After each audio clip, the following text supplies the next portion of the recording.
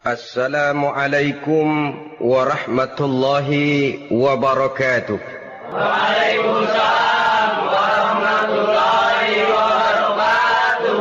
Bismillahirrahmanirrahim. Alhamdulillahi rabbil alamin. Wassalatu wassalamu ala ashrafil anbiya'i wal mursalin wa ala alihi wa ashabihil mujahidin at-tahirin, amma ba'du. Bersabda Rasulullah sallallahu alaihi wasallam, "Iza sarratka hasanatuka wa sa'atka sayyi'atuka fa anta mu'min." Apabila perbuatanmu yang baik menyebabkan engkau bahagia, apabila perbuatanmu yang baik menyebabkan engkau gembira, dan perbuatanmu yang jahat menyebabkan engkau jadi susah, itulah tanda bahwa di hatimu masih ada iman. Artinya, belum tentu orang yang berbuat baik merasa bahagia dengan kebaikan yang dikerjakannya. Dan tidak selamanya orang yang berbuat jahat sanggup menyesali perbuatan jahatnya. Oleh karenanya, apabila iman masih ada, apabila hati masih hidup, perbuatan yang baik menyebabkan orang gembira, perbuatan yang jahat menyebabkan orang susah dan gelisah hatinya. Ini mengandung pelajaran. Sekali kita berbuat baik, jangan sekali-kali menyesali kebaikan itu. Sebaliknya, satu kali kita melakukan kesalahan, hendaknya selalu menyesalinya. Kadang-kadang dalam kehidupan, karena orang tempat kita berbuat baik itu rupanya membalas air susu dengan air tuba, kita lalu menyesali kebaikan. Lahirlah kata-kata, "Nyesal saya nolong dia." Ibarat pepatah katanya, nolong anjing kejepit. Waktu kejepit setengah mati kita tolongin, begitu selesai dia dari kejepitnya malah kita digigitnya. Saudara hadirin yang saya muliakan, dalam kehidupan sehari-hari barangkali ini kena filsafat yang disebut dorong mobil mogok. Ketika mobil mogok setengah mati kita dorong, begitu mesin hidup ditinggalkannya kita di belakang. Sesungguhnya perbuatan kita yang baik tidak harus disesali. Karena disesali atau tidak, toh perbuatan itu sudah kita lakukan. Dan penyesalan atas segala kebaikan hanya akan mengurangi nilai pahala kebaikan itu sendiri. Berbahagialah apabila berbuat baik, walaupun orang yang kita melakukan kebaikan membalasnya dengan kejahatan. Menyesalah apabila berbuat kesalahan, apabila melakukan dosa, karena itu pertanda nilai iman yang masih hidup dalam jiwa kita. Saudara-saudara kaum muslimin yang berbahagia, jadi sungguh pun pahala dan dosa sesuatu yang abstrak, efeknya jelas dia mendatangkan kebahagiaan atau membawa kepada kegelisahan batin di dalam kehidupan manusia. Orang di zaman materialis kurang terangsang berbuat pahala dan terdorong melakukan dosa. Kenapa? Karena pahala tidak kelihatan, dosa tidak nampak. Kalau pahala kelihatan, barangkali nggak kuat kita mikul pahala. Kalau dosa benjol, umpama tiap bikin dosa palanya benjol, barangkali sudah nggak karu-karuan kepala kita. Baik pahala, baik dosa, sesuatu yang tidak nampak oleh pandangan mata zahir, tapi yang punya efek dalam kehidupan ini. Orang yang banyak pahalanya dengan orang yang banyak dosanya, kalau dia berjalan barangkali sulit kita membedakan. Tapi efeknya dalam kehidupan ini jelas adanya. Sesuatu yang bernama pahala kita perlukan, karena hidup tidak berhenti hingga di sini. Sesuatu yang bernama dosa harus kita hindarkan, karena ada kelanjutan sesudah hidup yang sekarang ini. Kehidupan dari satu pertanggungan jawab. Itu sebabnya Imam Ghazali dalam bahasa yang indah sekali berpesan, "Jaddidis safinah fa innal bahra amiq wa khuziz zad fa innas safara ba'id." Perbarui selalu kapalmu, rawat, jaga baik-baik, dandani kapalmu, fa innal bahra amiq, karena sesungguhnya lautan ini sangat dalam. Satu bahasa yang indah dari tamsil terhadap kehidupan. Perbaiki kapalmu karena lautan ini sangat dalam. Artinya, jaga baik-baik hatimu. pelihara iman dan keyakinanmu, karena hidup ini bagaikan gelombang lautan. Tempo-tempo air tenang, tempo-tempo ombak menggila dan menggunung. Jaga iman baik-baik karena hidup penuh dengan cobaan dan ujian. Itu maksudnya. Wa khuziz zad fa inna safara ba'id. Dan bawa bekal yang banyak karena perjalanan hidup ini sangat panjang. Perjalanan ini sangat jauh. Kita kalau pergi keluar kota tentu saja membawa bekal. Makin jauh kota yang akan kita tuju, makin banyak bekal yang harus kita bawa. Alangkah sengsaranya manusia apabila dia akan pergi ke satu kota yang jauh, modalnya cuma nekat. Bagaimana nanti di sana sajalah. Tidak membawa bekal sebagaimana yang sewajarnya. Hal yang semacam ini senangnya sih belum tentu, keblangsak dan susahnya sudah kebayang. Itu dalam kehidupan di dunia ini. Bagaimana kalau sudah bicara tentang kehidupan yang akan datang? Karena sesungguhnya hidup ini merupakan satu perjalanan yang sangat panjang. Sejak kita tinggal di alam arwah, pada saat jasad belum lagi diciptakan Allah, ruh sudah diciptakannya lebih dahulu. Sampai kemudian kita pindah ke alam rahim, alam kandungan ibu. Untuk kemudian berpindah kepada kehidupan dunia. Dari dunia ini kita pindah ke alam barzakh. Di sana tinggal kita 100 tahun mungkin. 100.000 tahun mungkin, 1 juta tahun mungkin, menunggu saat datangnya kiamat. Lalu dari alam barzakh pindah kita ke alam akhirat. Satu perjalanan yang sangat panjang. Alangkah malangnya, alangkah sengsaranya, jika tahu kita begitu panjangnya perjalanan hidup ini, tidak ada bekal yang kita bawa. Artinya kesengsaraan, kesulitan yang bertali-tali sudah jelas akan menimpa kita. Kalau pergi kita keluar kota membawa bekal uang, membawa bekal makanan, apa bekal yang mesti kita bawa? Apabila kita kembali ke alam barzakh, kembali ke alam kubur, berkumpul di padang mahsyar di akhirat nanti, nasi yang mau kita bawa, uang yang mau kita bawa, tentu tidak lagi. Karena kehidupan materialis selesai di atas liang lahat. Bila masuk kita ke liang lahat, disitulah pahala dan dosa memegang peranan yang sangat penting. Maka pada pertemuan malam ini, kita akan bicara tentang pahala dan dosa itu. Saudara-saudara kaum muslimin rahimakumullah. Yang dinamakan pahala, kata Imam Ali Al-Jurjani dalam kitab At-Ta'rifatnya, ma yastahiqqu bihi ar-rahmatu wal maghfiratu minallahi ta'ala. Sesuatu yang pelaksananya berhak untuk mendapat rahmah dan ampunan dari Allah. Dengan kata lain, nilai pahala adalah akibat dari perbuatan-perbuatan di dalam melaksanakan perintah dan anjuran yang ada di dalam kehidupan agama. Apabila perintah dan anjuran kita laksanakan, nilai pahala itu lalu datang. Nah, nilai pahala dalam Islam, menurut konsepsi Quran, Allah menjelaskan, man jaa bil hasanati falahu asyru amsalihha. Barang siapa yang datang membawa satu kebajikan, barang siapa yang melaksanakan satu kebaikan, maka dia akan mendapat balasan 10 kali dari kebaikan yang dikerjakannya.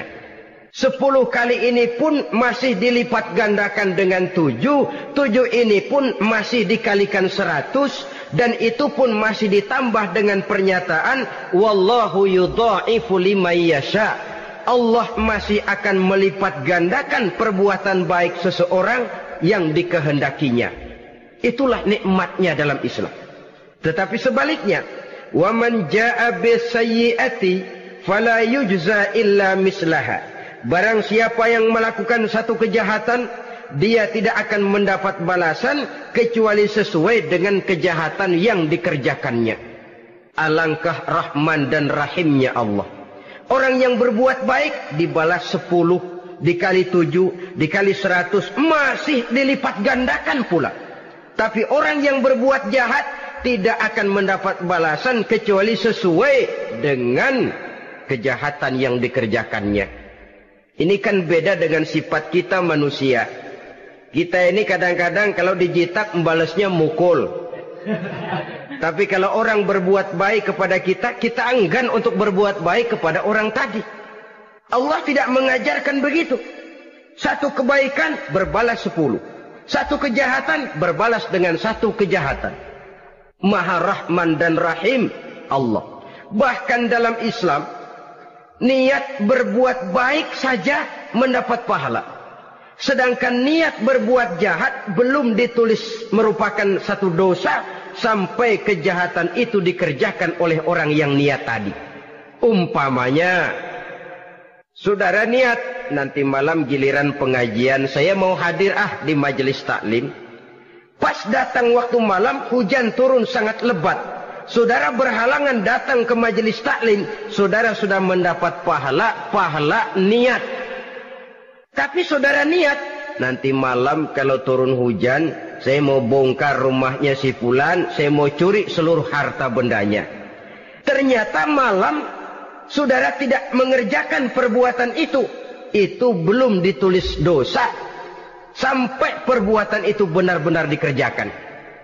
Tapi lalu jangan macam-macam, kalau begitu niat aja yang baik, biar nggak usah dikerjain. Niat aja pengen ngaji walaupun tidak ada niatan untuk ngaji. Allah lebih tahu tentang apa yang terdetik di dalam hati sanubari kita. Itulah sebabnya sangat dianjurkan orang untuk melakukan segala macam kebajikan. Dan dianjurkan orang menjauhkan segala macam bentuk kejahatan. Karena dia akan berefek melahirkan dosa dan pahala.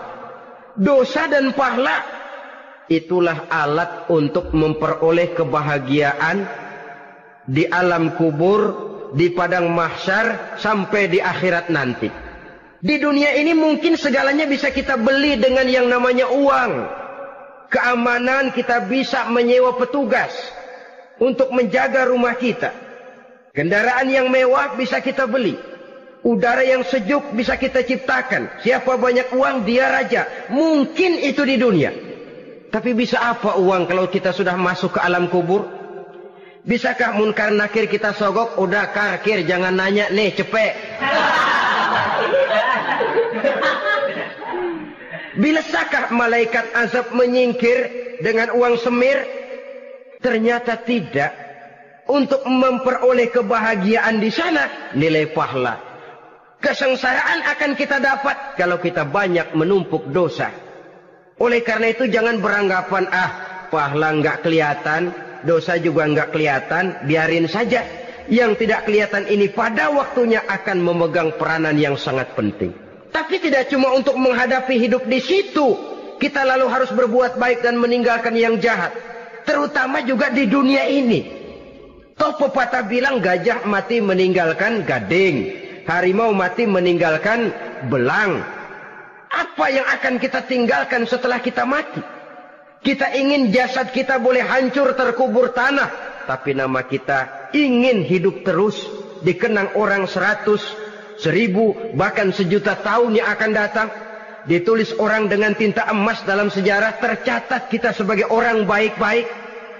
Saudara-saudara kaum muslimin rahimakumullah. Lalu perbuatan apa yang bisa mendatangkan pahala itu? Saudara-saudara, semua perbuatan yang diperintah dan dianjurkan oleh Allah, yang dikerjakan dengan ikhlas hanya untuk mencapai ridho Allah, mendatangkan pahala. Kadang-kadang menurut pendapat kita remeh, tapi nilainya di sisi Allah besar. Itu pahala. Menghitung pahala itu hak prerogatif Allah. Perbuatan yang ringan Allah mau berikan ganjaran yang besar, itu urusan Allah. Misalnya, kata Nabi, la tahqiranna minal ma'rufi syai'an. Jangan kamu menganggap remeh perbuatan baik walaupun kecil. Jangan merasa sulit melakukan perbuatan yang mengandung pahala. Bertemu dengan teman, muka kita cerah, berpahala. menyingkirkan duri di jalanan berpahala, menolong orang yang sesat, memberitahu orang yang bertanya berpahala. Tidak sulit kalau kita mau. Yang diperintah dan dianjurkan oleh agama itu perbuatan yang mengandung nilai-nilai pahala. Masalahnya cuma tinggal mau atau tidak dan dikerjakan dengan ikhlas. Bertemu teman mukanya cerah, pahala. Menyingkirkan duri di jalanan, pahala. Sedekah, pahala. Tidak berupa perbuatan, bisa berupa ucapan. Misalnya bersolawat, pahala. Bertasbih dan bertahmid, pahala. Kata Nabi, kalimatani khafifatani 'alal lisan, saqilatani fil mizan. Ada dua kalimat yang enteng di lidah tapi berat di timbangan akhirat nanti. Apa itu? Subhanallah walhamdulillah. Itu kan amalan yang ringan, perbuatan yang mudah saja, tapi nilainya demikian besar dalam pandangan Allah. Jadi pendeknya, perbuatan yang bernilai pahala adalah perintah dan anjuran agama yang dilaksanakan dengan ikhlas semata-mata untuk mencapai ridho Allah, itu mengandung pahala. Niat dasarnya itu harus karena Allah. Landasannya harus karena ikhlas. Bukan cuma sekedar basa-basi, tidak karena ingin dipuji orang, tidak karena mengharap tanda jasa, tapi ikhlas semata-mata. Dari perbuatan yang paling kecil dan mudah sekali sampai kepada amalan-amalan yang besar dan memerlukan biaya yang besar, seperti melaksanakan ibadah haji, seperti jihad fi sabilillah, membangun masjid, membangun pondok-pondok pesantren, membangun pusat-pusat kesehatan, membangun jalan-jalan umum, termasuk menjaga keamanan. Jangan dikira loh, siskamling umpamanya, menjaga keamanan kampung tidak berpahala. Kalau diniatkan ibadah, menjaga ketenangan warga supaya mereka tekun ibadah, ikhlas karena Allah, itu juga bernilai ibadah. Keluar kita dari rumah, pergi pagi, pulang sore, peras keringat, banting tulang cari nafkah, buat menghidupi anak istri kita. Kalau diniatkan ibadah, melaksanakan kewajiban sebagai kepala rumah tangga, membantu orang tua sebagai anak, itu juga perbuatan-perbuatan yang mengandung pahala. Yang terbaik sesuai dengan bidang kehidupan kita. Ada orang yang dinamakan abid, ahli ibadah, pahala yang paling baik bagi dia banyak-banyak tahajud, sembahyang malam, wirid, zikir, tasbih. Ada yang dinamakan orang alim, pahala yang paling baik buat orang macam ini mengajar, menyebarkan ilmu, mendakwahkan Islam. Ada yang disebut wali, pejabat pemerintah, petugas. Amalan pahala yang paling baik buat orang semacam ini melayani masyarakat, bekerja di bidangnya sesuai dengan profesinya. Saudara hadirin yang saya hormati, jadi dengan demikian perbuatan-perbuatan yang mengandung nilai-nilai pahala ini bisa perbuatan yang menurut kita kecil namun punya nilai besar. Apalagi perbuatan besar dengan biaya yang besar, tentu makin besar juga pahala yang disediakan oleh Allah Subhanahu wa taala. Oleh karenanya, kalau kita bercermin dari ayat Quran, hidup ini kesempatan untuk berbuat baik. Huwallazi khalaqal mauta wal hayata liyabluwakum ayyukum ahsanu amala. Dialah Allah Tuhan yang telah memberikan hidup dan mati kepadamu untuk menguji kamu, siapa di antara kamu yang paling baik amal perbuatannya. Jadi tidak saya rinci, tapi cukuplah satu penjelasan global. Perbuatan yang berpahala adalah perbuatan melaksanakan perintah Allah atau anjuran Allah dengan dasar ikhlas, dengan tujuan untuk mencapai ridho Allah semata-mata. Lalu apa perbuatan yang mengakibatkan dosa itu? Saudara-saudara, dosa lahir akibat melakukan larangan Allah atau mengerjakan yang dicelaknya. Nah, para ulama ada yang membagi dosa itu menjadi dua bagian. Ada dosa-dosa kecil, ada dosa-dosa besar. Tetapi sebenarnya ditinjau dari segi hakikatnya, kalau sudah melakukan satu kesalahan yang mengakibatkan dosa, jangan dilihat besar dan kecilnya, tapi kepada siapa dosa itu kita kerjakan. Sebab kalau dosa kita anggap satu yang kecil, orang akan terangsang untuk mengerjakan yang kecil-kecil saja. Sehingga dengan demikian, yang kecil pun akan menjadi besar kalau ditumpuk-tumpuk. Sedangkan yang besar bisa saja menjadi kecil kalau selalu diiringi dengan permohonan ampun kepada Allah. Itu sebabnya para ulama sufi, orang-orang tasawuf mengatakan, la saghair ma'al istimrar wala kabair ma'al istighfar. Tidak ada dosa yang kecil kalau dikerjakan terus-menerus, dan tidak ada dosa yang besar kalau digempur tiap saat dengan perbuatan istighfar atau memohon ampun kepada Allah Subhanahu wa taala. Cuma saja pada umumnya, karena dosa-dosa kecil itu lebih mudah taubatnya, dan ada janji Nabi, barang siapa yang meninggalkan dosa-dosa besar akan diampuni dosa-dosanya yang kecil-kecil. Oleh karena itu, pada kesempatan ini kita akan juga bicarakan apa saja yang termasuk klasifikasi dosa-dosa besar, dengan harapan kita bisa menjaga diri, menyelamatkan diri, jangan sampai terjatuh ke dalam dosa-dosa yang besar tadi. Tetapi bukan berarti kita harus terangsang melakukan dosa-dosa yang kecil. Biarin kecil ini, tobatnya gampang. Dosa kelas teri. Dosa itu kan tidak kelihatan. Lalu terangsang melakukan perbuatan dosa-dosa walaupun kecil. Kalau berlarut terus-menerus, dia akan tumbuh menjadi dosa yang besar. Oleh karenanya, jangan sampai mengundang pengertian kalau kita membicarakan dosa-dosa yang besar lalu terangsang melakukan dosa-dosa yang kecil. Karena bagaimanapun juga dosa kecil dan dosa besar sama dalam arti kepada Allah kita melakukan kesalahan. Dan dosa yang kecil pun kalau bertumpuk, dia akan menjadi banyak. Saudara-saudara kaum muslimin rahimakumullah, ada beberapa jenis dosa-dosa besar. Jenis yang pertama, asyirku billah, syirik atau menyekutukan Allah. Dari sekian deretan dosa-dosa besar, syirik ini merupakan bapak moyangnya dosa. Dedengkotnya dosa, itu syirik, menyekutukan Allah. Bahkan dosa yang lain Allah masih mau mengampuni. Tapi kalau sudah syirik, menyekutukan Allah, itu sudah satu dosa yang tidak berampun sama sekali.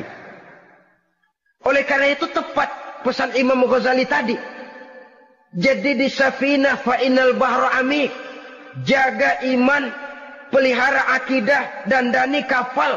Karena hidup ini gelombang lautan sangat dalam, hidup banyak cobaan.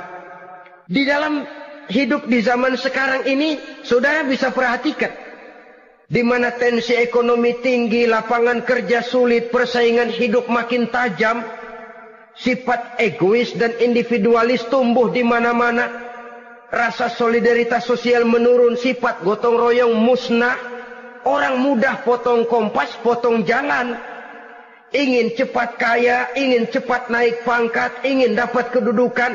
Kadang-kadang akidah pun terjual, akidah pun musnah, jatuh ke jurang syirik pun tidak jadi soal. Itu yang kita khawatirkan. Kalau dosa-dosa yang lain Allah masih mau mengampuni, tapi kalau sudah jatuh kepada syirik, Allah sama sekali tidak akan memberikan ampun. Dalam kaitan dengan ini barangkali tepat sinyalemen Imam Ali itu.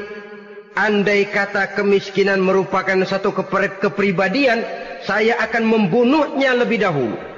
Artinya memang kemiskinan ini sering mendorong orang kepada jurang kemusyrikan. Tidak tahan menghadapi godaan perut akibat tensi ekonomi yang tinggi, lapangan kerja yang sulit. Iman pun jadilah ditukar dengan 3 liter beras. Akidah pun jadilah dibarter dengan 3 bungkus supermi, dengan pakaian bekas, dengan obat-obatan. Tidak jadi soal baginya mengejar kebahagiaan yang relatif singkat dengan mengorbankan kebahagiaan yang abadi. Persis ibarat pepatah, nyari jarum kampak hilang. Mencari sesuatu yang kecil, yang besar jadi sia-sia. Membela perut, mengorbankan akidah. Na'udzubillah summa na'udzubillah. Saudara-saudara kaum muslimin rahimakumullah. Ini fakta. Ini kenyataan. Dan hal semacam ini tidak bisa diatasi cuma dengan ceramah, simposium, diskusi, seminar. Apalagi Nabi berpesan, solahu ummati bil ilmi wal mal. Umatku hanya bisa menjadi baik akidahnya dengan ilmu dan harta. Itu bahasa Nabi. Kalau bahasa kita sekarang, dengan ekonomi dan pendidikan. Ilmu, pendidikan, ekonomi, harta.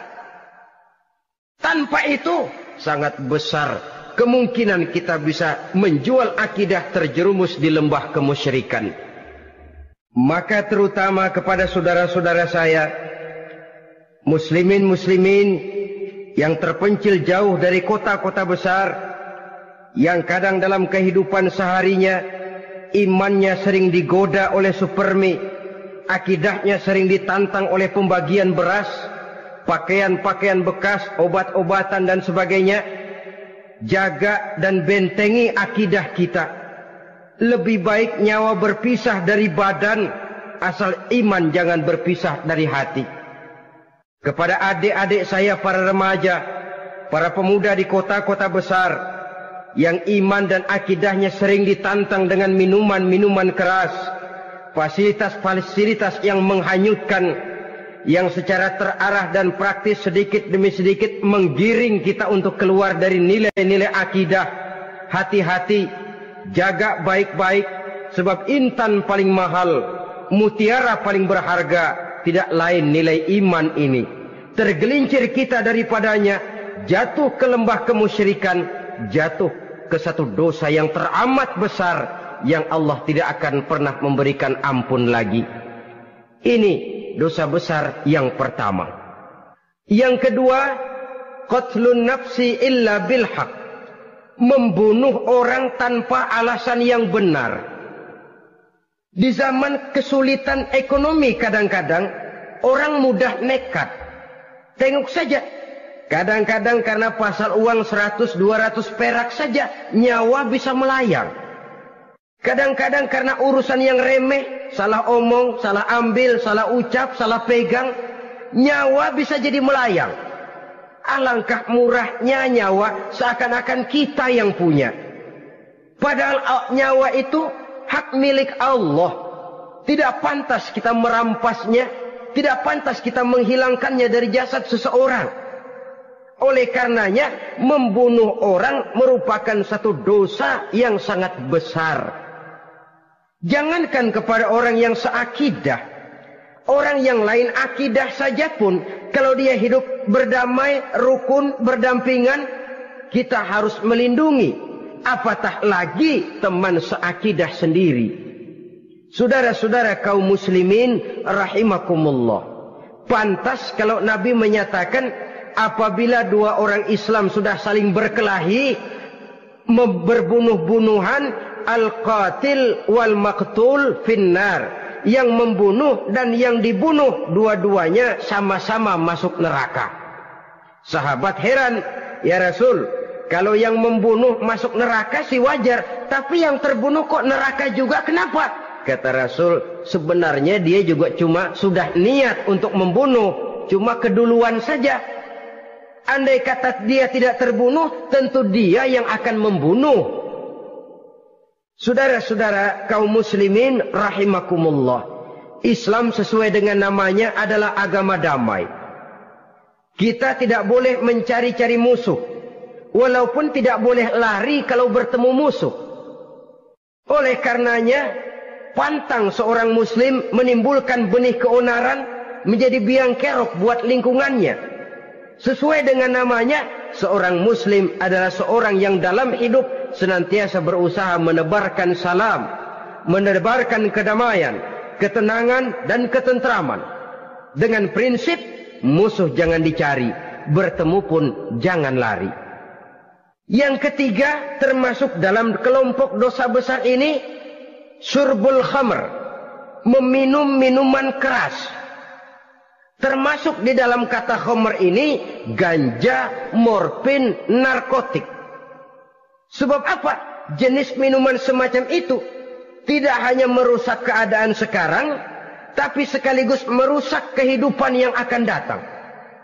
Kalau itu jatuh di tangan generasi muda, artinya kan merusak kehidupan masa depan daripada suatu bangsa. Karena apa? Remaja dan pemuda merupakan bentuk miniatur daripada kehidupan bangsa. Akan bagaimana warna umat Islam di Indonesia. Bahkan akan bagaimana warna Indonesia 30, 40, 50 tahun yang akan datang.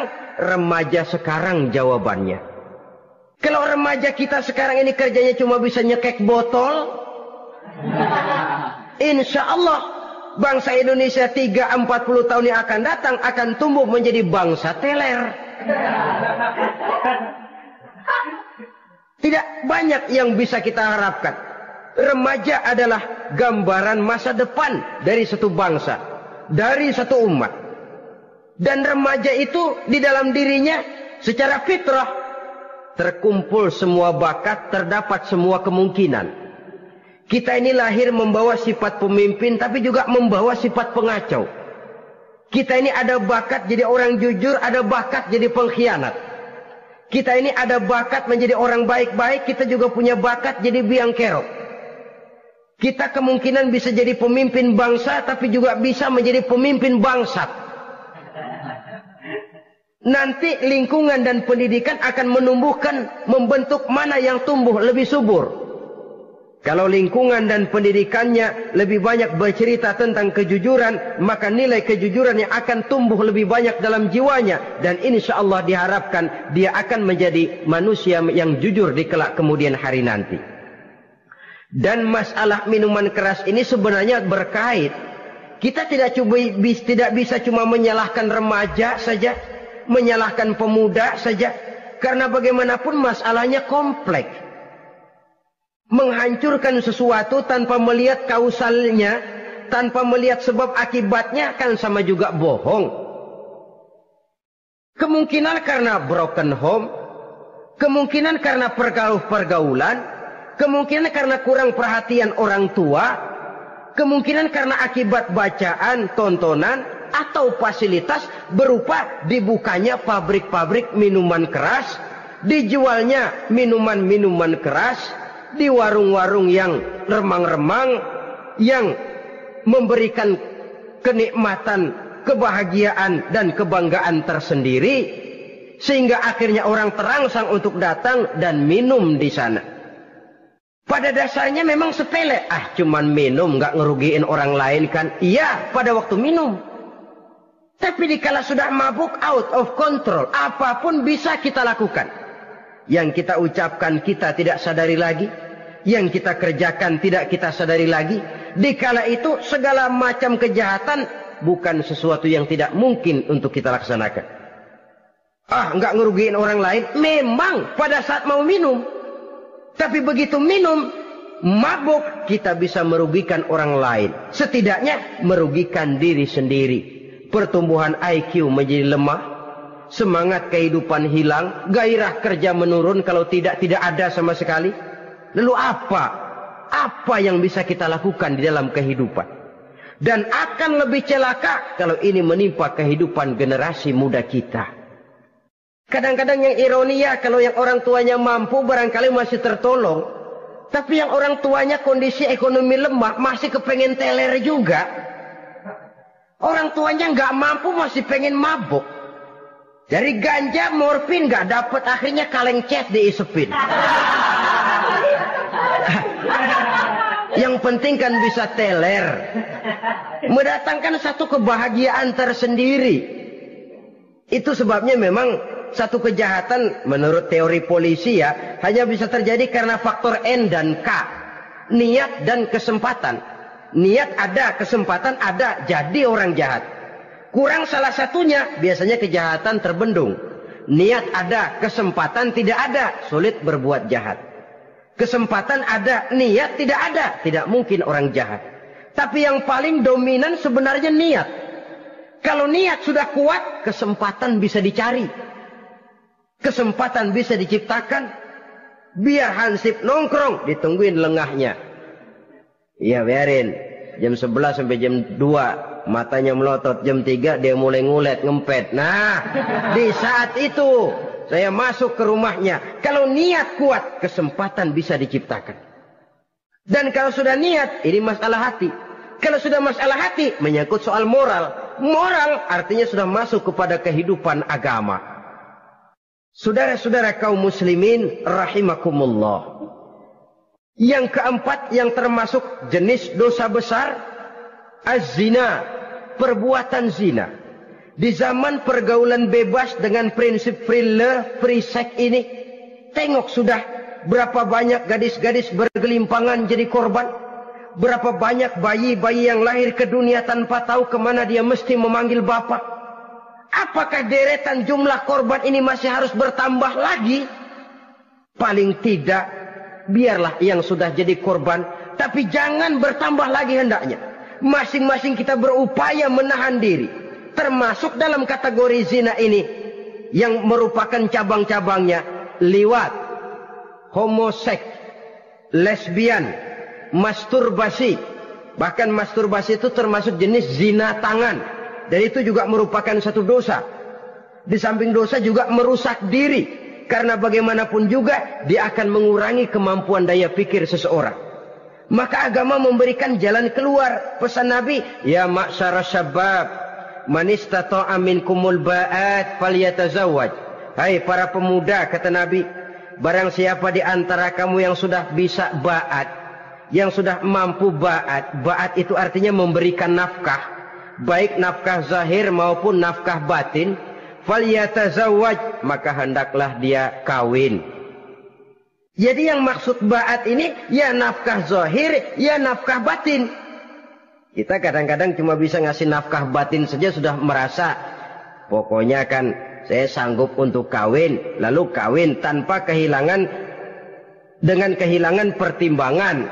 Saudara-saudara, wa in lam yastati', adapun kalau dia belum mampu, fa alaihi bisyam, hendaknya dia banyak puasa. Fa innahu lahu wija, karena puasa itu akan merupakan benteng jangan sampai orang memperturutkan hawa nafsunya. Andai kata puasa belum hobi, banyaklah olahraga para pemuda, para remaja. Karena dengan olahraga, pemikiran untuk memperturutkan hawa nafsu agak sedikit terkendali dan energi tersalurkan dalam bentuk yang positif. Pendeknya kreatif, banyak kegiatan. Ini pesan Imam Syafi'i tepat itu. Kata beliau, inni ra'aitu wuqufal ma'i yufsiduh in sala taba wa illam yajri lam yatib. Aku melihat air kalau diam rusak, tapi kalau dia mengalir jernih. Air kalau ngendap nggak ngalir, nyamuk nyarang di situ, bisa jadi sumber penyakit. Manusia hidup begitu. Kalau nggak punya kegiatan, nggak kreatif, kerjanya cuma delohom, ayam-ayam, akhirnya jadi ngerusak. Ngomongin orang, Jano ngapa? Ano. Kebangetan nggak ngapa-ngapain, orang aja dipontenin. Orang diomongin, lahirlah namimah, lahirlah ribah. Saudara-saudara, air itu kalau ngendap ada aja yang nyarang. Tapi kalau dia ngalir, orang ada kesibukan, insya Allah dia tidak akan jatuh kepada sesuatu yang bisa mengundang dosa. Isilah waktu dengan hal-hal yang bermanfaat. Karena hidup ini singkat dan tidak berjalan mundur ke belakang. Mundur hancur, berhenti diinjak orang. Sekali melangkah, jangan surut mundur ke belakang. Homoseks terlepas dari penyakit kejiwaan. Sekarang ini kan sudah ada persatuan kaum gay katanya. Meminta perlakuan yang sama dan agar dibolehkan kawin sesama mereka. Secara manusiawi boleh. Secara manusiawi kita hargai mereka. Tapi dari kacamata agama ini jelas merupakan penyimpangan.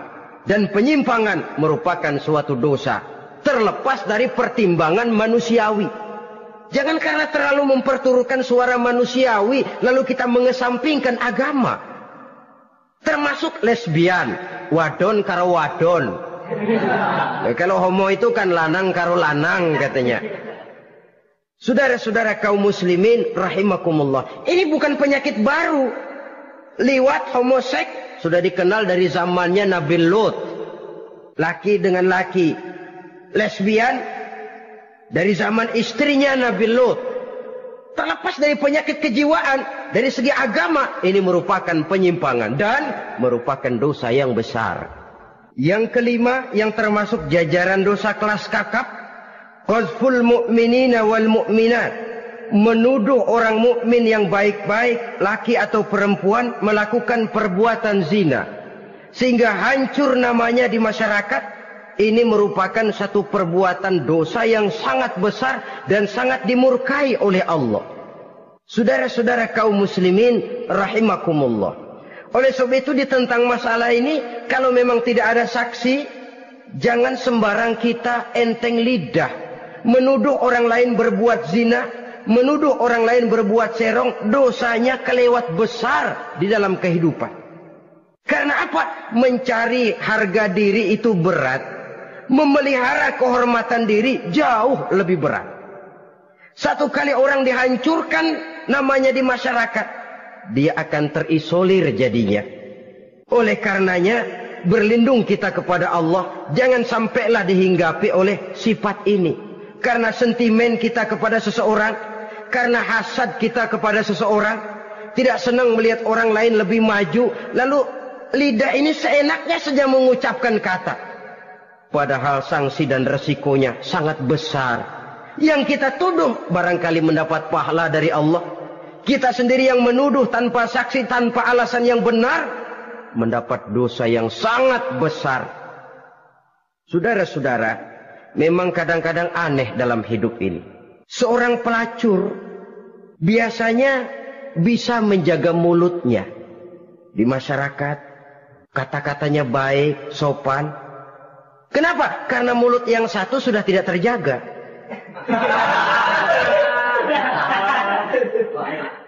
Kita kadang-kadang kehormatan bisa kita jaga, tapi mulut tidak terkontrol. Ngomong saenake dewe, bikin orang mangkel, kesal, fitnah sana, fitnah sini, menghancurkan nama baik orang, ngomongin yang macam-macam. Bagai-bagai macamlah caranya. Saudara-saudara kaum muslimin yang berbahagia.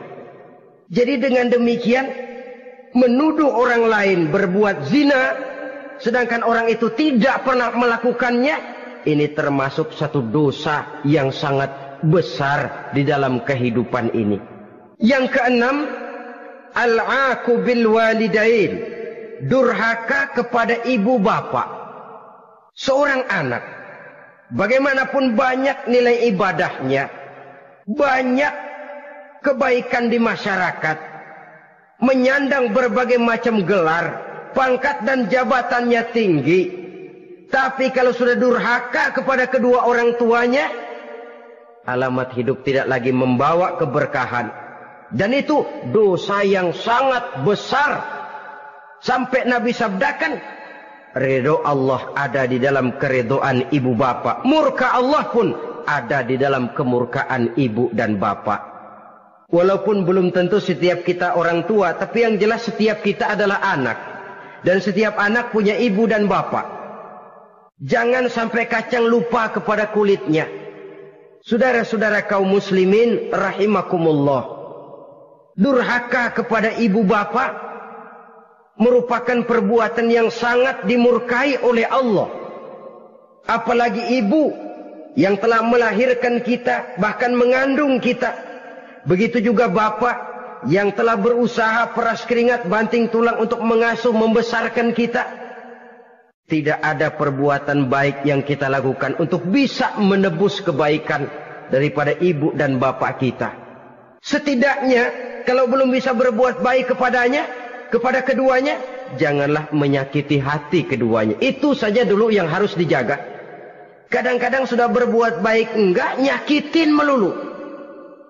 Sudah nyenangin belum bisa, saban sehari nyakitin saja. Padahal kedua orang tua itu doanya manjur, sebagaimana sumpahnya juga bisa jadi kenyataan. Dan sering bahkan menjadi kenyataan. Sampai ibu bapak sudah wafat, sudah meninggal sekalipun, kewajiban berbakti masih harus terus dilakukan oleh seorang anak. Lalu yang ketujuh, at-tawalli yaumaz zahfi, berpaling pada hari pertempuran. Orang sedang sibuk-sibuk menghadapi musuh, maksudnya berjuang membela agama ini, dia lari menyelamatkan diri. Pengecut, mental munafik. Ayo, kalau demi agama, mari kita maju ke depan. Allahu Akbar. Yang besar Allah, yang lain kecil semua. Maju. Orang lain maju serentak, dia mundur jauh ke belakang. Mental munafik, mental calo, istilah sekarang ini. Oh, itu calo, mental calo. Tuhan gedek banget itu. Coba ya, calo itu paling sibuk nyuruh penumpang naik. Tapi sementara penumpang naik sampai ke tempat tujuan masing-masing, calonya nggak kemana-mana, diem aja di situ. Cuma orang aja disuruh naik. Saudara-saudara, kerja bakti, orang turun ke comberan, dia naik ke tempat tidur. Mundur di hari pertempuran, menyebabkan orang lain gugur, dia sendiri menyelamatkan diri. Mental pengecut, mental munafik, itu merupakan dosa yang sangat besar. Saudara-saudara kaum muslimin rahimakumullah. Itu sebabnya agama itu memerlukan keberanian. Memang, tapi bukan keberanian yang tanpa perhitungan. Sebab berani tanpa berhitung namanya berani babi. Kita berani kalau benar, kita harus takut kalau salah. Jangan dibalik. Salah berani, nekat namanya. Benar takut, pengecut namanya. Orang yang pengecut adalah orang yang takut membela kebenaran. Orang yang nekat sesungguhnya udah salah nggak malu lagi. Udah salah nekat lagi. Merasa rugi berbuat kebaikan, puas kalau berbuat kejahatan. Padahal Nabi pesan, siapa yang berbuat dosa sambil tertawa, nanti dia akan masuk neraka sambil menangis. Karena itu dipesan pula di dunia ini, sering-seringlah mencuci mukamu dengan air mata taubat. Cuci lidahmu dengan zikir kepada Allah. Bersihkan hatimu dengan air ikhlas. Saudara-saudara kaum muslimin rahimakumullah. Kan ada toh orang berbuat baik nggak gembira, tapi berbuat jahat malah puas. Atau sama saja orang lain berbuat baik, hatinya kesel. Orang lain berbuat jahat, dia malah mendukung. Atau orang lain tergelincir berbuat jahat, dia malah girang. Ini kan tidak objektif. Karena yang berbuat baik, orang yang dia keselin, dia nggak seneng. Tetapi karena yang berbuat jahat, orang yang dia senengin, dibenerin juga. Itu nggak objektif namanya. Mundur di hari pertempuran pada saat saudara-saudara kita sedang menghadapi musuh, sikap pengecut yang sangat dibenci Allah. Yang kedelapan, termasuk kelompok dosa besar, aklu malil yatim, makan harta anak yatim. Kadang-kadang ada orang mengeksploitir loh nasib anak-anak yatim. Karena biasanya para dermawan peka kalau mendengar nasib yatim, memberikan santunan. Si yatim belum makan, yang ngurusin udah pada kenyang. Mengeksploitir, memakan harta anak yatim termasuk dosa yang sangat besar. Sehingga Nabi pesan, ana wa kafilul yatim kahataini yaumal qiyamah. Aku dan orang yang menyantuni anak yatim seperti dua jari ini di hari kiamat. Rumah yang paling dimuliakan Allah adalah rumah yang di dalamnya ada anak yatim yang hidupnya dihormati, hidupnya disantuni, keperluannya dicukupi. Maaf saja, tahap kita menyantuni anak yatim ini baru tahap setahun sekali. Kalau Muharram kita agungkanlah, kita besarkan. Lebaran yatim katanya. Kita kumpulkan dana, kita usap kepala yatim, kita kumpulkan beras, kita bagikan hari itu. Perkara bulan depan kelaparan, kita tutup kuping. Perkara bulan berikutnya dia kelaparan, kita masa bodoh. Bahwa di bulan Muharram kita santuni yatim piatu itu sudah baik.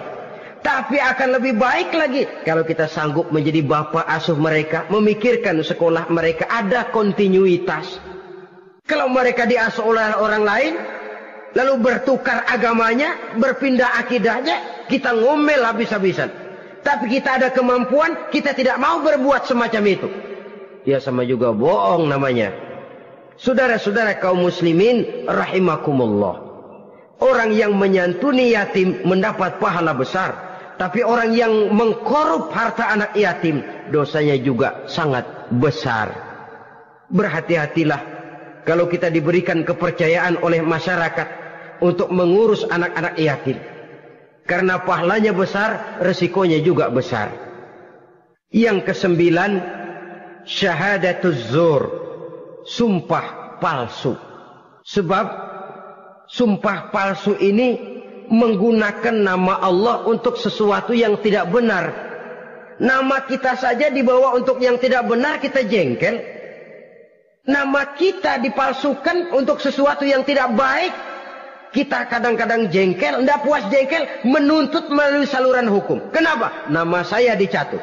Bagaimana lagi kalau nama Allah kita pakai untuk bersumpah, sumpahnya palsu, menguntungkan kita, merugikan orang lain, Allah murka betul.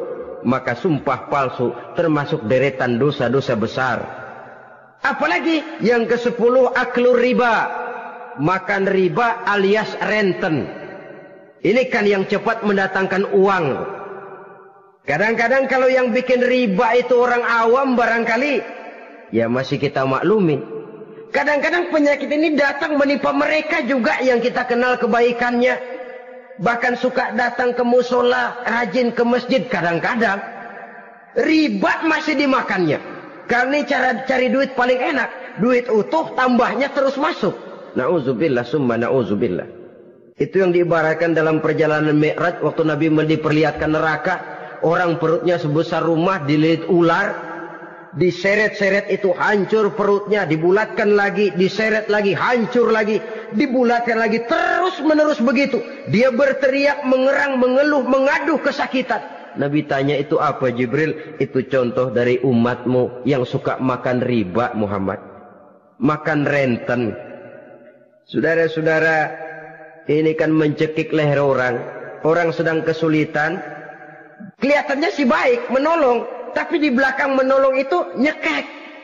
Di belakang nolong itu nyekek. Dan nyekek itu sebenarnya tujuan utamanya. Orang yang menjalankan riba pada dasarnya tidak punya perikmahan kemanusiaan kok. Kalau dia kelihatannya mau menolong, kelihatannya motifnya mencari untung di belakang itu. Jauh dari kemanusiaan. Yang ke-11, saudara-saudara, termasuk jajaran dosa besar itu qat'ur rahim, memutuskan silaturahmi.